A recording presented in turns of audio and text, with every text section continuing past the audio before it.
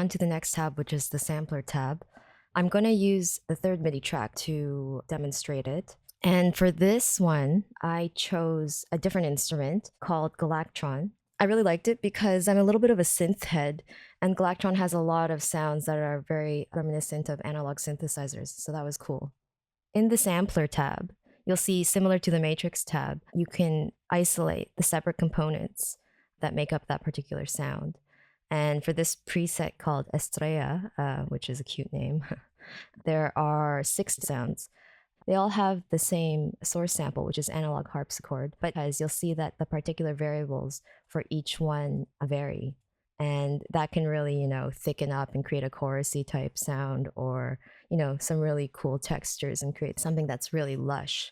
Okay, so I'll just demonstrate the sound because it is probably the most distinctive sound in my demo. And how I made it was, I usually like to improvise on an instrument first, and in this case it was a piano keyboard.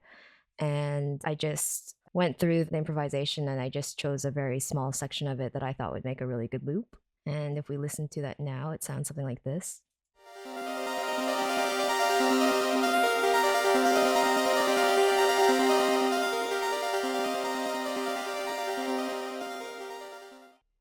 Okay, so if I play this riff, and let's say I adjust the attack here, I want it to be, kind of more legato and not as clear.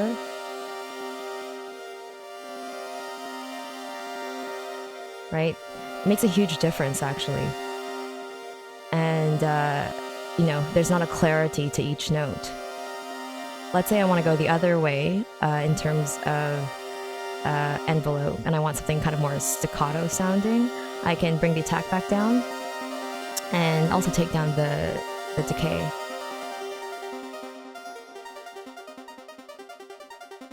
And that's also pretty cool. So, the envelope has a huge effect on your sound, especially, for synths and stuff. And if I wanted to apply this envelope setting to all the samplers, I can by clicking this link button. Another cool button here is this one, where you can play samples on note release. So actually when the MIDI note is released, it will trigger this particular sample. And you can get some really cool, experimental results that way. Okay, let's just quickly move on to the colors section of the sampler tab.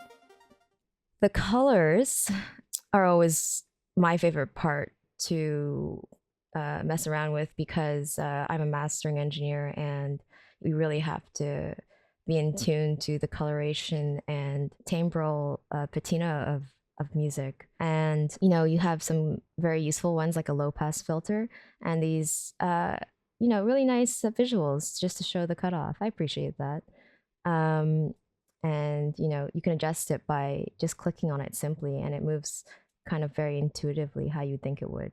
And so I can affect the resonance cue and the cutoff of this low pass filter. And like everything, it's very useful to have this graph that shows how the low pass filter will be affected according to the X, Y, and Z variables. And you can get some really interesting effects this way. A lot of it quite unpredictable, and you just have to play around until you find something that you like.